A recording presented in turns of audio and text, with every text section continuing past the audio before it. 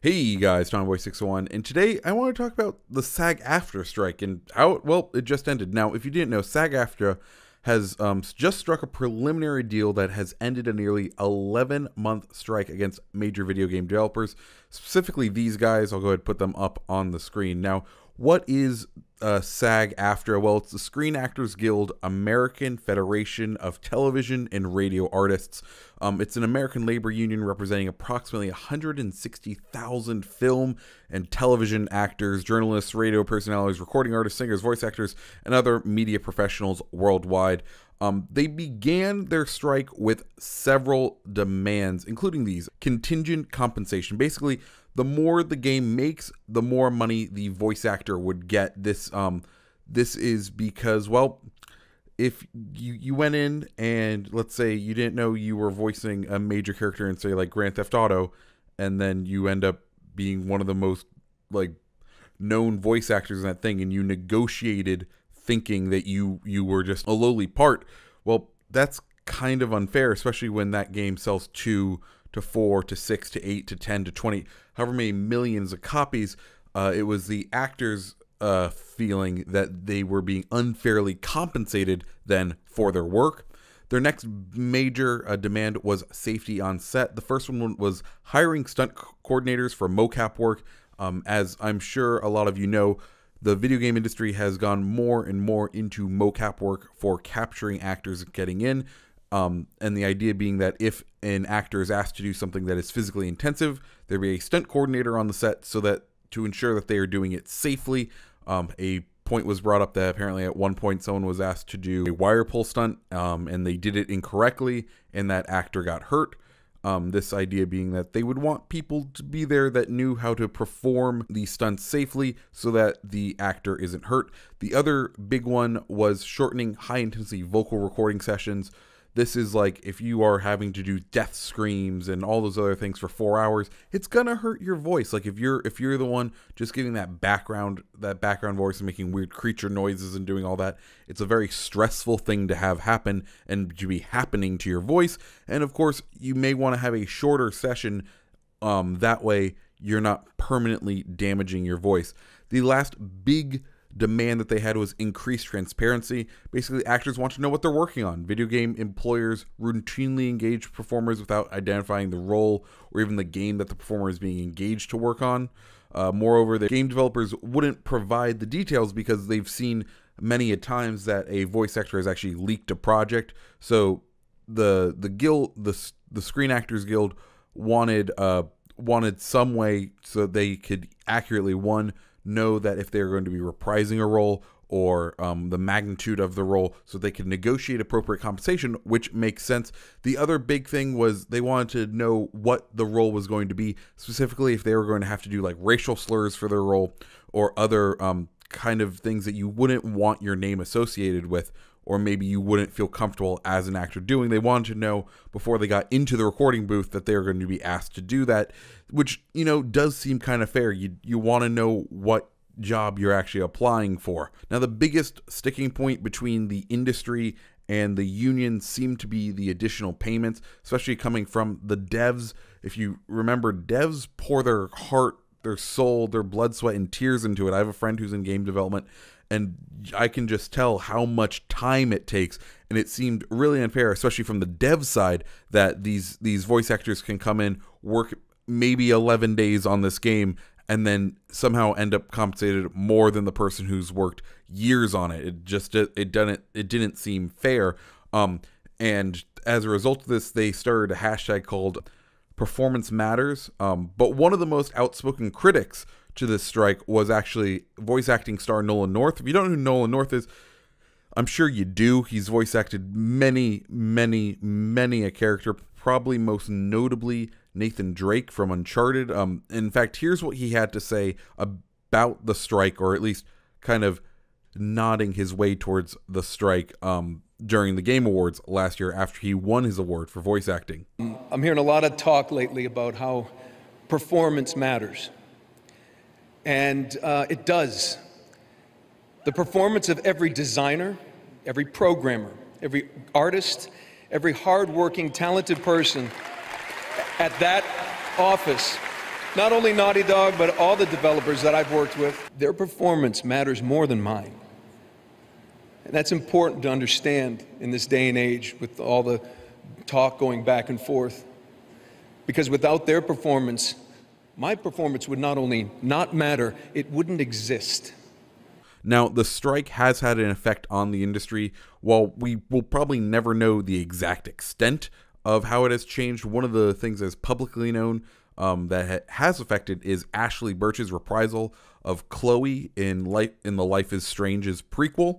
In an interview with Kotaku, Birch described herself as heartbroken, explaining that because of the strike, she couldn't reprise her role, and therefore she said it felt like she was being forced to put up a kid for adoption, which is really sad because these voice actors, they create these characters, they create a legacy, one that, you know, they form this bond with a character that they've created, and they want to be able to continue on as this person and be known as this voice actor.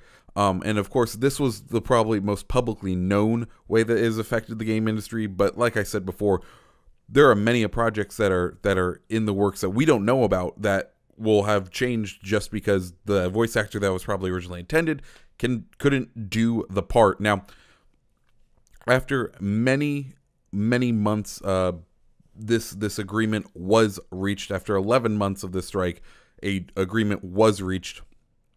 And Sag-Afta got two core conceits.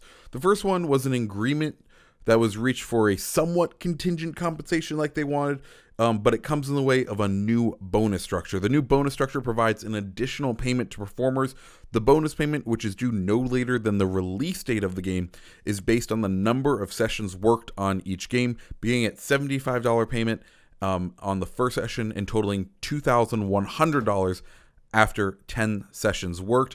This is something, I guess this is a good way of thinking it, saying that, you know, if you have a bigger game, it's going to require more voice acting, therefore you're going to go through more sessions, therefore you're going to get paid more. So it's one way of kind of increasing additional compensation, but also making it so that they've gotten their foot in the door with this idea of a secondary compensation stream. Now it's not a whole new measure. Maybe the next time they renegotiate this contract, they push for what they originally wanted, which was based on units sold. Now, the second of the conceits came in the way of transparency measures. Now, Chief Contracts Officer Ray Rodriguez had this to say: "The new transparency provides provisions that will enhance the bargaining power of our members' representatives by requiring the companies to disclose the code name of the project, its genre, whether the game is based on previously published intellectual property, and whether the performer is reprising a prior role.